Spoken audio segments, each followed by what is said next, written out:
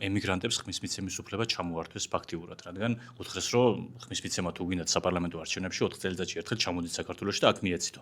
ნუ რადგან 2012 წელს კი იყავით ინფორმირებული ჩვენ რომ მოგვეცით ხმა, იმიტომ რომ მაშინ ტელეფონი, iPhone-ი, ინტერნეტი არ არსებობდა და მაშინ კი იცოდით, მაგრამ ეხლა რაც ინტერნეტი შემოვიდა ყველას უკავშირდება, უკვე აზიარხათ რა ხდებაო და ცოტა ხანი ეზოში გადითო ვაფშე რა გჭირდა.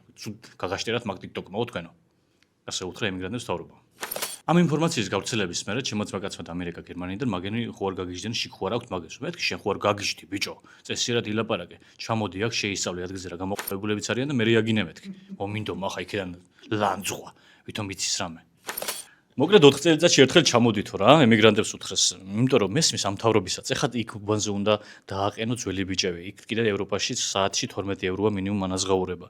რა ვიცი, მასწავლებლები უნდა გააძვნო მერხის ქვეშ და იქ ფიზიკურად ისეთი მერხებია გერმანიაში, რომ ვერ გაძვრება. იქ მერე მარშრუტკებთან უნდა დააყენო კიდე ვიღაცები ვინც სიებით იდგებიან და ფიზიკურად ევროპაში არ შეიძლება მარშრუტკაში ადამიანის მგზავრად, ანუ ჩაჯდომა. ბევრი რამე არის, გამოც უნდა გავუგოთ ამ თავრობას და მართლა 4 წელიწადში ერთხელ ჩამოდით და აქ მიეცით კოცებს ხმა. დოი, ჭოლა, რაებს აკეთებენ. მოიწერეთ ჩვენი არხი, გააქტიურეთ ზარისხილაკი და გითხარით რა გაურიეთ წყლის ჭაუში. ისე სპორტული ინტერესისთვის.